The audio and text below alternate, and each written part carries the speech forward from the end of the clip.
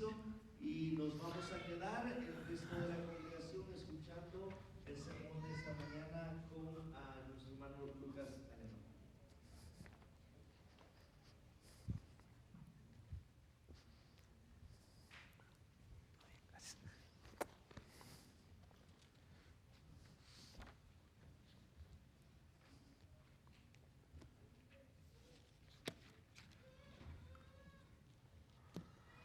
Buenos días. Buenos días. Qué lindo es poder adorar a nuestro Señor y tomarnos el tiempo aún los domingos para mañana para hacerlo. Y ser guiados aún por la palabra de Dios y cantar verdades teológicas que inspiran, que mueven, que alimentan nuestra alma. Así que me siento ya satisfecho con todo lo que hemos hecho esta mañana, pero aún nos queda el plato principal, por así decirlo, del domingo, que es la exposición de la palabra. Ahora, hay muy pocas cosas que son más dolorosas, más frustrantes, que ser acusado de algo que no hiciste. ¿No? Y nuestro salmo esta mañana habla precisamente de esto. David está en verdadero peligro porque un hombre llamado Cus lo está acusando falsamente de algo. Desafortunadamente no tenemos los detalles específicos del problema, pero hay suficiente información en el título de este salmo como para tener una idea de lo que está pasando. Así que los invito hoy, esta mañana, a que abran sus Biblias al Salmo 7. Salmo 7.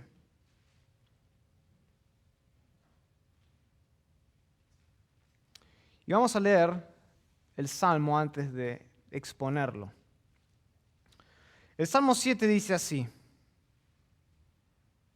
Sigaión de David, el título, que cantó a Jehová acerca de las palabras de Cus, hijo de Benjamín, versículo 1.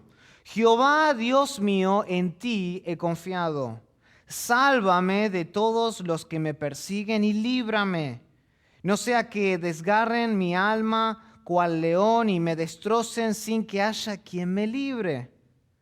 Jehová, Dios mío, si yo he hecho esto, si hay en mis manos iniquidad, si he dado mal pago al que estaba en paz conmigo, antes he libertado al que sin causa era mi enemigo, persiga el enemigo mi alma y alcáncela. Huelle en tierra mi vida y mi honra ponga en el polvo. Levántate, oh Jehová, en tu ira, álzate en contra de la furia de mis angustiadores y despierta en favor mío el juicio que mandaste. Te rodeará congregación de pueblos y sobre ella vuélvete a sentar en alto. Jehová juzgará a los pueblos, júzgame, oh Jehová, conforme a mi justicia y conforme a mi integridad. Fenezca ahora la maldad de los inicuos, mas establece tú al justo, porque el Dios justo prueba la mente y el corazón. Mi escudo está en Dios, que salva a los rectos de corazón. Dios es juez justo y Dios está airado contra el impío todos los días. Si no se arrepiente, él afilará su espada. Armado tiene ya su arco y lo ha preparado. Asimismo ha preparado armas de muerte y ha labrado saetas ardientes. He aquí el impío concibió maldad, se preñó de iniquidad y dio a luz engaño. Pozo ha cavado y lo ha ahondado, y en el hoyo que hizo caerá. Su iniquidad volverá sobre su cabeza, y su agravio caerá sobre su propia coronilla.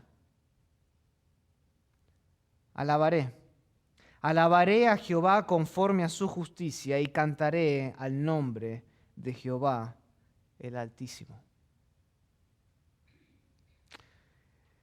Según el título de este salmo, Cus era un benjamita. Era un benjamita, o sea, de la misma tribu del rey Saúl. Esto es importante porque Saúl estaba celoso de David. ¿Y David quién es? El autor de este salmo. Y Saúl intentó matarlo varias veces. Y a medida que su odio crecía, Saúl le pidió más y más lealtad a su tribu, a los benjamitas.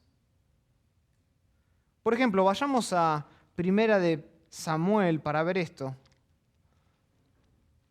Primera de Samuel capítulo 22.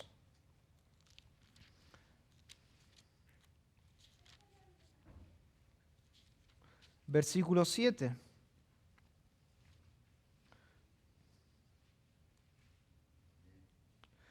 Voy a leer desde el versículo 6. Primera de Samuel, capítulo 22, versículo 6. Oyó Saúl que se sabía de David y de los que estaban con él, y Saúl estaba sentado en Gabaa, debajo de un tamarisco sobre un alto, y tenía su lanza en su mano, y todos sus siervos estaban alrededor de él. Y dijo Saúl a sus siervos que estaban alrededor de él, noten, oíd ahora, hijos de Benjamín, ¿os dará también a todos vosotros el hijo de Isaí tierras y viñas? Y os hará a todos vosotros jefes de millares y jefes de centenas, para que todos vosotros hayáis conspirado contra mí.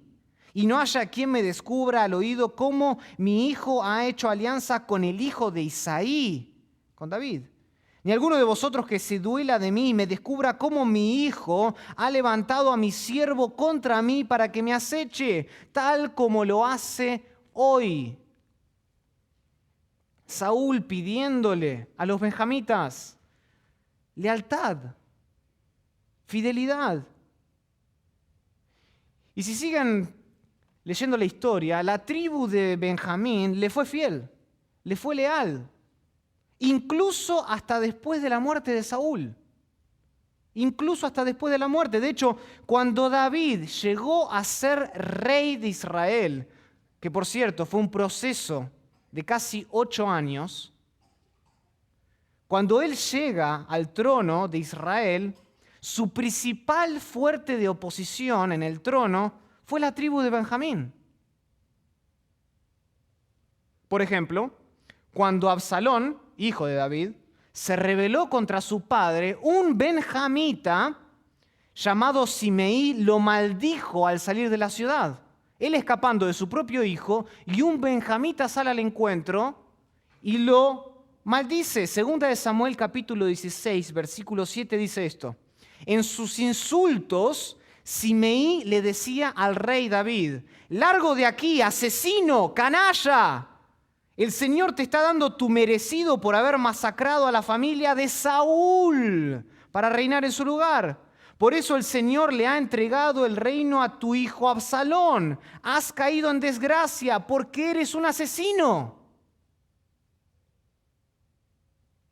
Es más, aún después de que la rebelión terminase de su hijo Absalón, hay otro hombre, otro benjamita llamado Seba, que organiza una nueva revuelta contra David. Y lo pueden leer en 2 de Samuel capítulo 20 del 1 al 2. Ahora, ninguno de estos hombres, ya sea Seba, Simeí, es el Cus del Salmo 7. Pero a la luz de la historia, de lo que vemos en el Antiguo Testamento entre los benjamitas y David, no debe de sorprendernos este tipo de acusación. Palabras frustrantes que provocan pena, dolor en el corazón. ¿Qué podemos hacer cuando nos enfrentamos a acusaciones falsas? ¿Cómo debemos responder? ¿Debemos protestar de manera abierta? ¿Qué debemos hacer específicamente?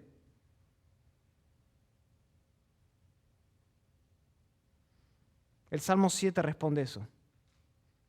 El Salmo 7 responde justamente eso. Y nos responde, nos guía, nos orienta, que cuando tengas un cus en tu vida, tú debes hacer lo que hizo David. Cuando tengas un cus en tu vida, alguien que te acuse falsamente, tú tienes que seguir el modelo de David. Así que antes de entrar en la Escritura, permítanme orar al Señor para que tengamos sabiduría. Padre, te damos gracias por este día, una vez más. Y te rogamos en este momento que nos ampares en tu gracia y nos des conocimiento. Que nos dejes ver la verdad de tu palabra, la verdad que no cambia, y nos transformes. Padre, no estamos, o espero, no estamos satisfechos con nuestro crecimiento. Queremos crecer más. Queremos ser transformados más y más a la imagen de Cristo. Queremos saber cómo reaccionar ante acusaciones falsas. Así que ayúdanos, Padre, en esta mañana. Danos entendimiento en el nombre de Jesús. Amén. Entonces, las preguntas eran, ¿cómo debemos responder ante acusaciones falsas? ¿Qué debemos hacer específicamente? Cuando hay un cus en tu vida, haz lo que hizo David. ¿Qué es lo que hizo David? Primer punto. Recurre a Jehová. Recurre a Jehová. Lo primero que tienes que hacer, recurrir a Jehová. Esto es exactamente lo que David hace en los versículos 1 y 2. David no apela a un extraño, sino que invoca ¿a quién? A Jehová, Dios mío, versículo 1. Jehová, Dios mío. Y noten que David aquí combina intencionalmente la relación íntima de pacto que él tiene con Dios en el nombre Jehová con sus atributos incomunicables de poder infinito en la palabra Dios. Y la combinación que vemos es Jehová, Dios mío. Una combinación asombrosa que destalla la intimidad de Dios, con cuán magnífico Él es y cuán poderoso Él es sobre toda su creación. David sabe que si Dios no lo rescata, nadie más podrá hacerlo. No hay nadie lo suficientemente fuerte, por eso es que dice Dios, y no hay nadie lo suficientemente fiel, y es por eso que dice Jehová, como para protegerlo, que Jehová, Dios mío. De hecho, no es que Dios protege simplemente, sino que Él mismo es protección. Dios mismo es protección. Y esto es evidente en la imagen que vemos al principio, que en algunas traducciones no se ve. Ahí, por ejemplo, en la Reina Valera dice, Jehová Dios mío, en ti he confiado. Una mejor manera de traducirlo sería, en ti hallo refugio. ¿Sí? Esa imagen de buscar refugio. David utiliza, si recuerdan, la misma imagen del Salmo 2, versículo 12. ¿No? Que dice, cuán bienaventurados son todos los que en Él se refugian. Para David, hermanos, no hay mejor lugar donde buscar refugio que en Jehová, Dios mío. En Él.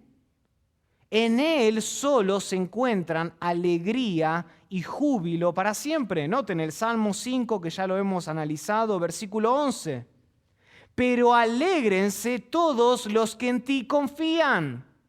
Den voces de júbilo para siempre, porque tú los defiendes. En ti se regocijen los que aman tu nombre. Solo en Jehová, Dios mío, se encuentra refugio, y ese refugio es la fuente de alegría y gozo para siempre.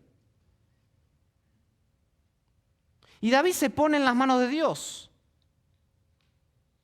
Dentro de la voluntad de Dios. Su confianza radica en Dios. Pero eso no lo exime de orar. Todo lo contrario, es la base de su oración. Es decir, la realidad protectora de Dios promueve, impulsa su vida de oración. El hecho de que Dios lo protege lo impulsa a invocar su nombre, a recurrir a Él. Y por eso Él derrama su alma en el contexto de una necesidad urgente de vida o muerte, como lo hizo en los Salmos 5 y 6. Y ahora lo vuelve a hacer en el Salmo 7. Y la petición de David es sencilla. Por medio de dos imperativos, Él le pide a Jehová lo siguiente. Noten versículo 1. Sálvame y líbrame. Aquí reside el pedido de David. Salvación y liberación. Él está siendo atacado por sus perseguidores, como dice el versículo 1, que en el versículo 2 son comparados ¿con qué? Con una manada de leones. Hermanos, estos perseguidores lo están cazando para desgarrarlo, para despedazarlo, como dice el versículo 2. O sea, la violencia de esta imagen es bastante gráfica. Lo que quieren hacer con él es arrastrarlo hasta la muerte, y por cierto, esta no es una muerte digna. Una vez que lo alcancen, quieren devorar a David de la misma manera que los leones lo hacen cuando luchan por su porción de la presa recién alcanzada. Lo quieren destrozar. Y el temor de David es que sus perseguidores no solo van a tratar con él violentamente, sino también deshonrosamente, dejando sus huesos desatendidos sin el entierro apropiado. Él está en peligro, hermanos. De hecho, su temor es tal que David se da cuenta que sin la protección de Jehová, Dios mío, no hay esperanza para él de escape. No hay esperanza. Este es un asunto urgente para David. Él está en extrema necesidad de salvación y liberación porque no hay, como dice el versículo 2, quien lo libre excepto Dios. No hay otro. Y David recurre justamente a Jehová en oración dentro de un marco relacional de pacto. Hay una relación entre ambos. Deja de lado cualquier tipo de formalidad, noten, y se dirige directamente a Jehová porque Él es su refugio. Presente, Él es su refugio. Esta no es una nueva experiencia para David que solo se da por la urgencia de la circunstancia, no. Esto es parte de la relación continua que Él tiene con Jehová.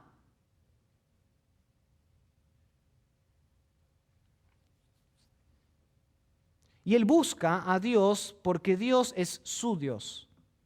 Noten que dice Jehová Dios mío. Hay una relación estrecha, íntima.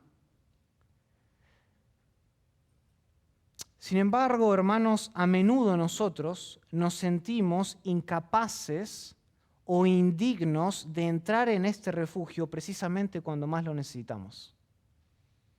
Cuando más necesitamos el refugio nos sentimos indignos de hacerlo. Hermanos, no debemos dudar en base a nuestro propio sentido de indignidad y pecado. No dudes. Dios no será, Dios es nuestro refugio. Dios es nuestro refugio. Tú puedes entrar a nuestro refugio. Él está dispuesto a salvarnos, Él está dispuesto a librarnos, pero se debe entrar en un refugio antes de que éste sea efectivo. Tú tienes que entrar al refugio. ¿Y cómo entras al refugio? Salmo capítulo 2, versículo 12. Besad al Hijo. Honra al Hijo. Sométete ante el Hijo. Así es como entras al refugio. Y solo así Él es capaz de librarte y salvarte. Pero para eso debes besarle. Pero David no solo recurre a Jehová. Lo segundo que debes hacer está en los versículos del 3 al 5. No solo necesitas recurrir a Jehová cuando te están acusando falsamente, sino que también debes, segundo punto, revelar tu inocencia. Revela tu inocencia. Noten que David se dirige a Dios como Jehová, Dios mío, una vez más en el versículo 3. Pero ahora él explica el porqué de su invocación, por qué él está clamando a Dios en los versículos del 1 al 2. Como dije en la introducción, aparentemente él está siendo acusado de algo de manera injusta. De hecho, David está tan seguro de su inocencia que está dispuesto a aceptar las peores consecuencias posibles si se puede demostrar que él es culpable. Noten eso. Y esto es significativo porque él está haciendo esto ¿ante quién? Ante Dios mismo. Ante Dios mismo, que no puede ser engañado. Este no es ningún tipo de juez. Ahora, antes de continuar es importante entender que David no está indicando que él está libre de toda culpa. Eso no es lo que David está diciendo. Él no está declarando que él no tiene pecado. Él está poniendo en manifiesto que no hay pecado en esta acusación en particular. Al igual que cuando un acusado moderno se declara no culpable en la corte. No significa que él no hizo nada en su vida, sino que con este crimen específico él está diciendo yo no soy culpable. Por ende, esta declaración de David no debe ser entendida como una afirmación de perfección moral y ética absoluta. Eso no es lo que está diciendo David. La declaración de David se expresa, noten, por medio de 3 oraciones introducidas por sí, a las cuales le siguen sus respectivas consecuencias. Noten el texto. Eso es lo que hace el texto. Noten, versículo 3. Si yo he hecho esto, 1. Si hay en mis manos iniquidad, 2. 3. Si he dado mal pago al que estaba en paz conmigo, entonces, versículo 5, que mis enemigos me persiguen y me alcancen. En otras palabras, lo que David está afirmando aquí es que no ha hecho ninguna de estas cosas y está dispuesto a poner su vida en juego. Está dispuesto. Es más, el contenido de la acusación se hace bien claro en el versículo 4. Sus perseguidores lo están acusando de una conspiración traicionera, de haber pagado mal al que estaba en paz con él. Es decir, una persona con la que David está vinculado de manera relacional. Y este Cus lo está acusando de haberle pagado con mal a un aliado. Se le está acusando de actuar de una manera que va en contra de esa relación que debe caracterizarse ¿por qué? Por fidelidad. Pero según David esto no es así. Él no ha hecho eso. De hecho, David está tan seguro de su inocencia que eleva una especie de automaldición. Eso es lo que está haciendo David acá. Está elevando a Dios una automaldición. Eso es lo que dice en esencia el versículo 5. David está diciendo esto: si yo he hecho tales cosas, entonces que mis enemigos me persigan y me alcancen, tienen después de todo el derecho de hacerlo. Acepto las consecuencias de mi culpabilidad y estoy dispuesto hasta que me pisoteen en tierra mi vida.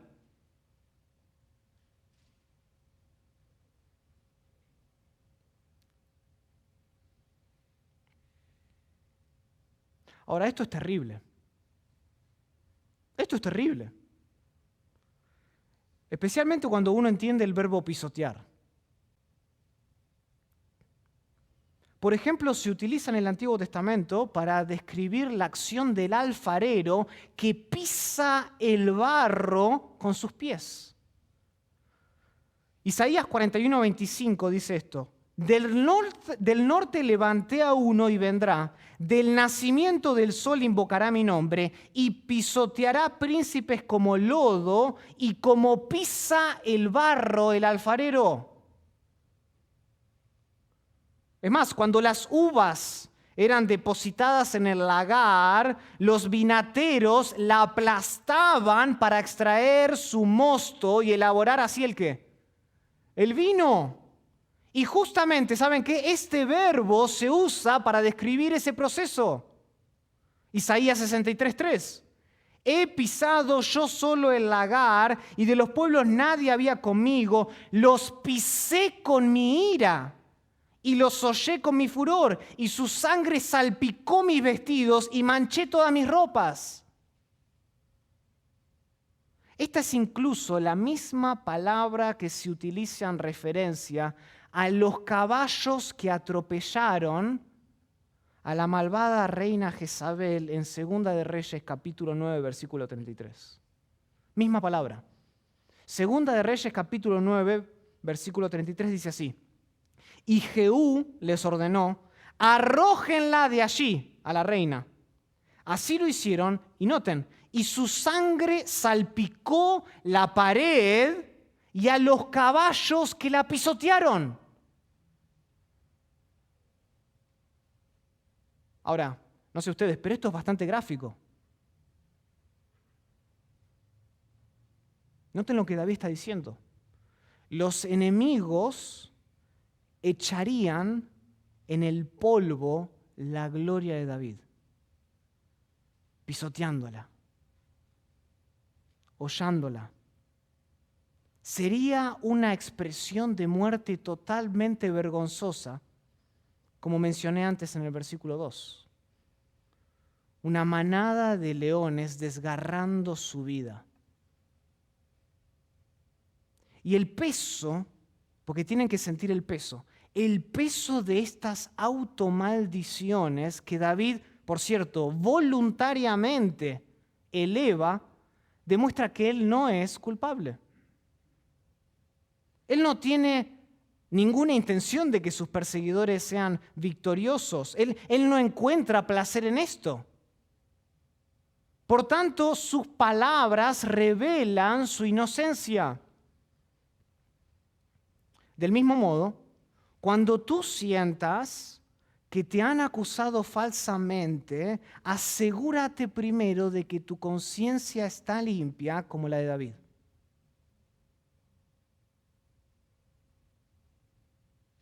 Dios conoce tu corazón tal como Él conocía el de David. Él no puede ser engañado. Ve todo lo que hacemos y escucha todo lo que decimos, incluso antes de que lo digamos con nuestras bocas. Entonces, pídele a Dios, cuando estás siendo acusado de manera falsa, pídele a Dios claridad para autoexaminarte y ver si eres realmente inocente. Ver, pesar. Si lo eres, entonces estás en buena compañía. David tampoco hizo lo que dijeron que él hizo. Y eso es bueno. Eres inocente. Entonces recurre a Jehová, revela tu inocencia, y a la luz de esa inocencia, David ahora nos introduce al tercer aspecto que tenemos que hacer, paso, cuando estamos siendo culpados, acusados falsamente. ¿Y qué hace él? Tercero, reclama el juicio divino. Reclama el juicio divino. Eso es lo que él pide en los versículos del 6 al 9. Reclama el juicio divino. En el versículo 6, noten, David utiliza una serie de 4 imperativos. Levántate, álzate, despierta. Y algunas traducciones no traducen ahí el cuarto, que es imparte o manda. Él sabe que Jehová, Dios mío, está lleno de ira y furia por lo que está pasando. Por lo tanto, él utiliza esto como motivación para solicitar, para pedirle a Dios que intervenga con justicia, que actúe urgentemente a su favor, que se levante, que juzgue. Pues mientras sus enemigos continúen acusando a David, se da la impresión de que Jehová está impotente, que él está silente, que él no está haciendo nada. O por lo menos así lo percibe David. Pero la Escritura es clara en que Dios nunca puede despertar porque Él nunca duerme. Nunca duerme. Salmo 121, versículo 4 dice, jamás duerme ni se adormece el que cuida de Israel. Jamás. Así que lo que David está diciendo básicamente aquí es que ahora, no mañana, ahora es el momento para que Jehová tome medidas como juez y entable combate con sus perseguidores en justicia. Es más, noten, versículo 7, Él quiere que se reúnan los pueblos como testigos de este acto particular de reivindicación con Jehová reinando sobre todos ellos de lo alto, desde su trono. Y apela a una imagen de corte,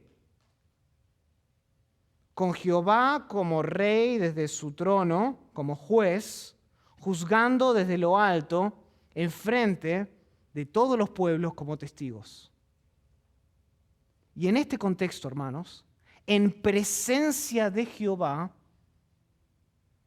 que juzga a los pueblos periódicamente, en este contexto David pide ser, noten lo que pide, ser juzgado él según su justicia e integridad, versículo 8. En este contexto, en el contexto que Jehová es el juez supremo, Él pide ahora ser juzgado. Y conforme a su justicia y a su integridad. Y como dije antes, David no está declarando justicia e integridad absoluta, sino lo que él está pidiendo y lo que está diciendo es que tiene inocencia con respecto a esta acusación en particular. Además, tengan en cuenta que a diferencia del salmo que vimos el domingo pasado, el salmo penitencial número 6, David aquí no está suplicando por misericordia como lo hace en el versículo 1 y en el versículo 4 del salmo 6. No pide misericordia. Dice, júzgame conforme a mi integridad y conforme a mi justicia.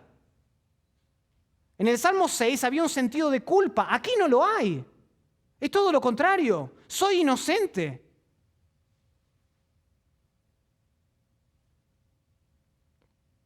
Y él quiere, una vez por todas, que se pruebe su inocencia en frente de todos los pueblos. Basta ya. Parece decir como David está diciendo, solo emite el veredicto. Hazlo. Declárame justo a la vista de todos los pueblos, porque Jehová, no he fallado en este acto. Pero mis perseguidores, ellos sí son culpables. Castígalos, pon las cosas en la tierra en orden. Eso es lo que David pide, en esencia. Y observen que David no tiene miedo en lo más mínimo. ¿No les impacta eso? Que David se dirige al juez justo sin temor alguno. ¿Por qué? Versículo 9. Porque el Dios que prueba la mente y el corazón es el Dios justo. Por eso es que él no tiene miedo. Porque el Dios que prueba la mente y el corazón es el Dios justo. Hermanos, esto es alentador. Esto es reconfortante. Vivifica nuestra alma. ¿Por qué? Porque la justicia divina es para el justo una fuente de confianza y consuelo firme en lugar de temor y miedo. Es una fuente de confianza la justicia de Dios. Hermanos, ante un juez tan justo como Dios, el inocente no debe temer. No debe temer. Solo Jehová es capaz de examinar los pensamientos más profundos, las emociones más hondas de los seres humanos y dar así un veredicto justo. Solo Jehová puede hacer eso. Proverbios 17:3 nos recuerda: el crisol para la plata y la hornaza para el oro, pero Jehová, ¿qué? Prueba los corazones. Jehová prueba los corazones así como el crisol hace con la plata y el oro.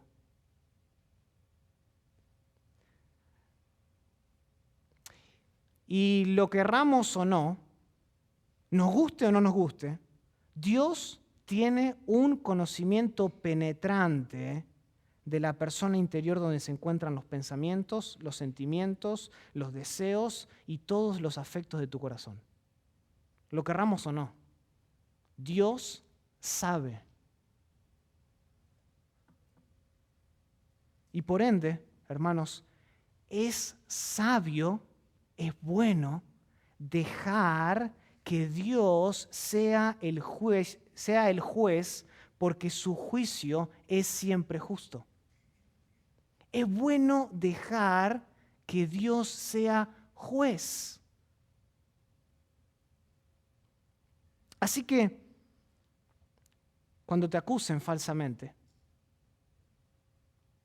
entrégale tu asunto al juez, a Jehová, así como lo hizo Pablo en 1 Corintios capítulo 4, versículo 3. Él dice así: por mi parte, muy poco me preocupa que me juzguen ustedes, dice Pablo, o cualquier tribunal humano. Es más, ni siquiera me juzgo a mí mismo, dice Pablo.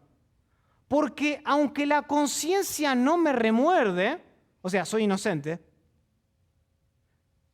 no por eso quedo absuelto, dice Pablo. El que me juzga es ¿quién? Es el Señor. Entrégale tu asunto, tu acusación falsa al juez justo y descansa. Descansa.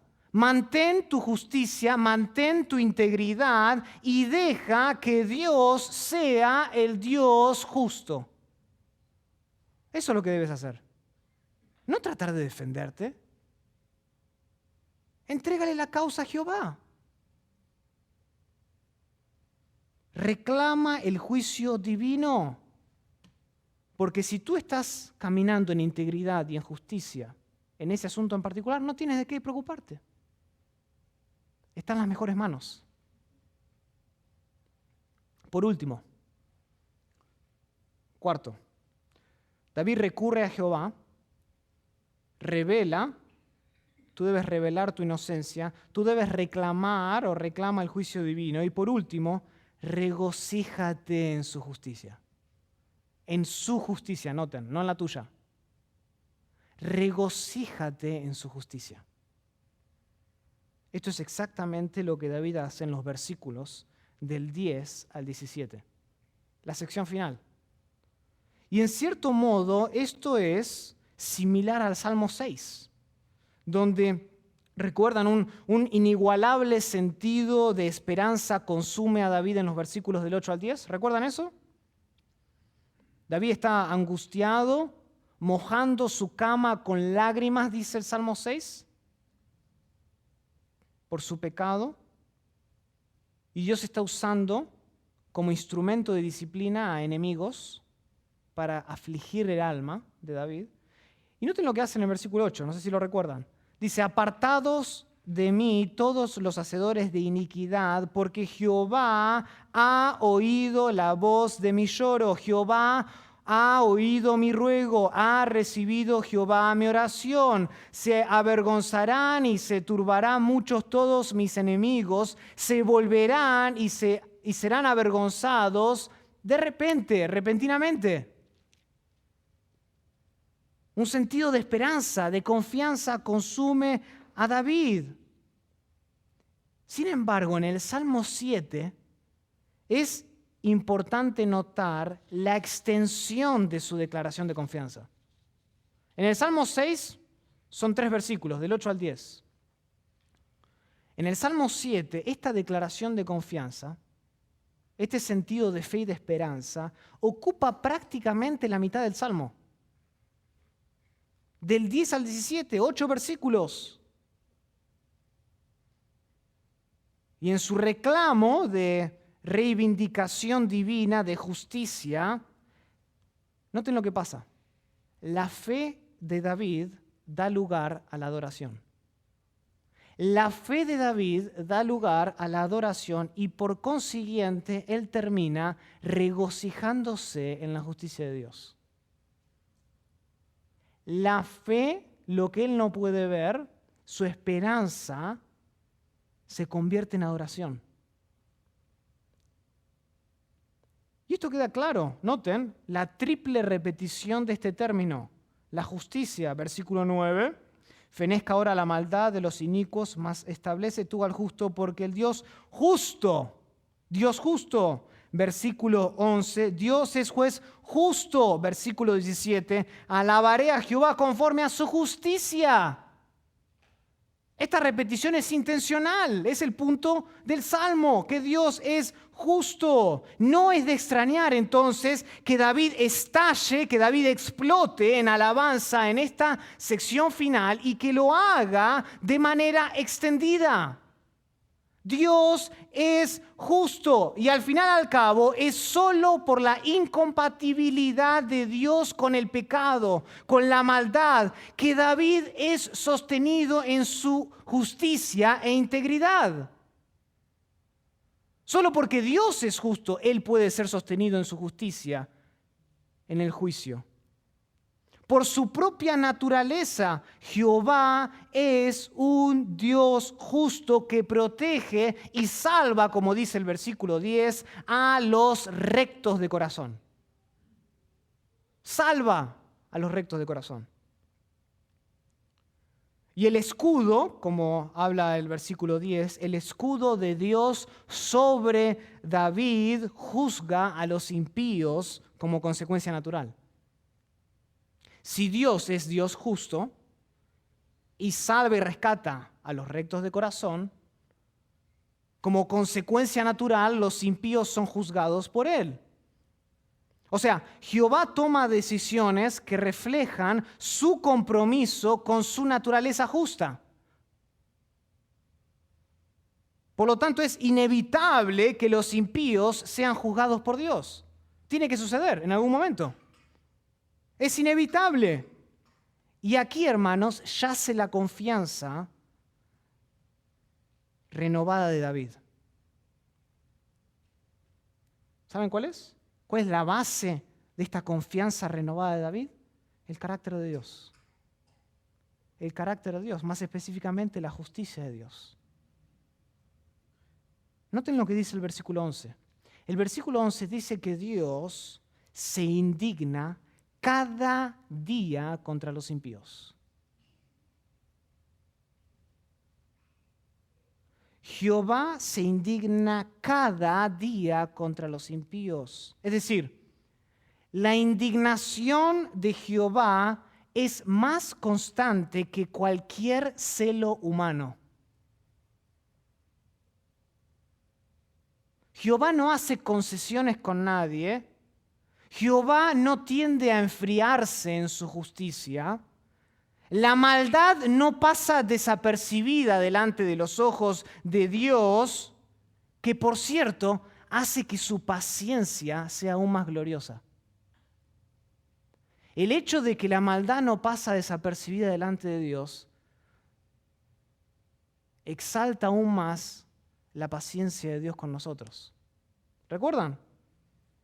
Segunda de Pedro, capítulo 3, versículo 9.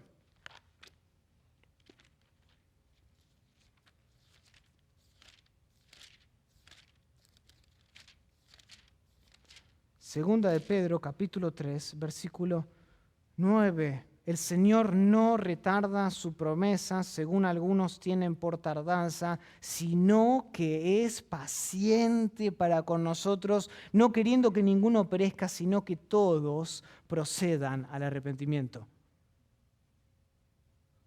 Cuando tú tomas ese versículo y lo yuxtapones al lado del Salmo 7 y el hecho de que la justicia de Dios, que Él se indigna cada día contra el impío, exalta su gloria. ¿Cómo es posible que alguien que no es un juez que juzga de vez en cuando, que nada pasa desapercibido delante de él, tiene toda la paciencia para esperar que la gente venga al arrepentimiento? Solo Dios. Solo Dios. Es más, hay alguien que lo puso de esta manera: Él echa espuma por su boca a causa de su indignación con el pecado y pagará a su debido tiempo. Mía es la ¿qué? La venganza, dice el Señor, ¿no? En Deuteronomio 32:35. Mía es la venganza. Él echa espuma por su boca. Se indigna con el pecado y con la maldad. Y como un guerrero, noten cómo cambia la imagen de juez a guerrero, Dios está preparado para atacar en retribución divina. Está preparado. Versículos del 12 al 13, Él afila su espada, tensa su arco y tiene listas sus saetas ardientes. Esta imagen es muy similar a la que usa Moisés en Deuteronomio capítulo 32. Y el juez justo del versículo 11 está preparado para actuar con su ojo en el blanco. Está listo. Qué imagen tan extraordinaria del juicio de Dios. Espada en mano, tensando el arco y tiene listas sus saetas ardientes. ¡Qué imagen tan extraordinaria! O sea, lo único que le hace falta a este guerrero hacer es soltar la mano.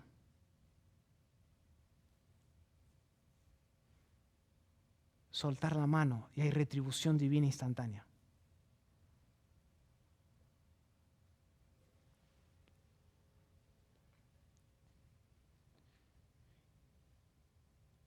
Que por cierto exalta otra vez su paciencia, su misericordia, para los impíos y para nosotros. Y David, hermanos, en este salmo está salvo en la medida en que él siga andando en integridad y justicia. En la medida que él siga andando en integridad y justicia, él está bien, él está salvo. No tiene de qué preocuparse. Pero ¿qué de los perseguidores? ¿Qué de los perseguidores impíos? Bueno, los versículos del 14 al 16 indica que el juicio para ellos no está muy lejos. Está cerca. Está a la vuelta de la esquina. Noten cómo se describen. Los impíos están embarazados de maldad, conciben iniquidad y dan a luz engaño. Hermanos, esto es repulsivo. El impío está embarazado de maldad. Piénselo por un momento. Así como una mujer sufre, porque lo hace, así como una mujer sufre durante el trabajo de parto por dar a luz el niño que ella ama profundamente, también lo hacen los impíos en su deseo de destruir al justo. Noten qué repulsivo que es eso. Nadie los está forzando. Ellos quieren concebir engaño. Ellos mismos lo hacen voluntariamente. Pero su plan no produce el resultado deseado porque Dios, hermanos, a través de las consecuencias providenciales de su propio pecado, obra retribución divina. Les da su merecido. Y esto se retrata vívidamente en el versículo 15. Con los enemigos, ¿qué? Cayendo en el mismo pozo que cavaron para capturar a David. tal vez mientras todavía estaban ellos en el proceso de excavación, caen en el mismo pozo con el cual estaban tratando de capturar a David. Su iniquidad, añade el versículo 16, vuelve sobre sus cabezas y su violencia desciende sobre su coronilla. O sea, la maldad vuelve sobre los perseguidores impíos, mientras Jehová se vuelve, como dice el versículo 7, a sentar en alto para emitir juicio, dirigiendo las consecuencias de sus pecados lejos de David el inocente. Y por eso, hermanos, David termina de la manera que termina el Salmo 7, versículo 17. David termina el Salmo con que gracias y alabanzas a Jehová el Altísimo. ¿Por qué? Por su justicia. Por su justicia. O sea, David, noten que nada ha cambiado. La acusación falsa sigue estando. Jehová todavía no ha emitido el juicio. Pero David anticipa cómo Jehová lo va a reivindicar en su providencia divina, y al hacerlo, su petición se transforma en adoración. Su petición de justicia divina se transforma en adoración. Y de repente, la acusación falsa pasa a un segundo plano a la luz de la adoración, de la justicia prevaleciente de Dios por los siglos de los siglos.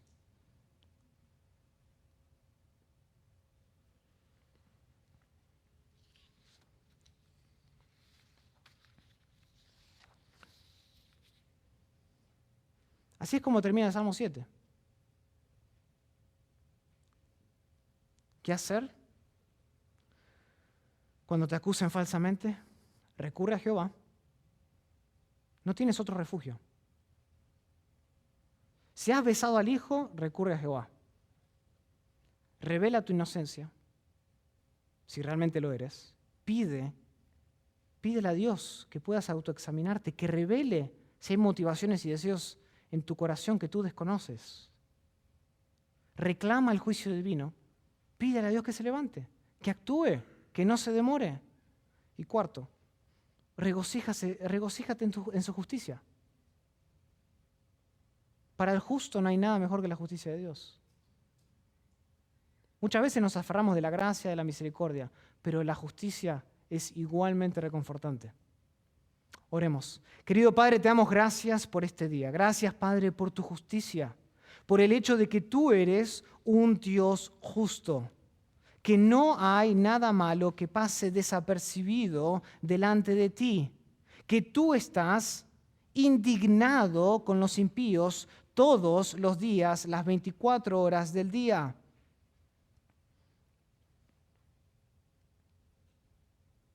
Y nos regocijamos, Padre, porque en tu justicia,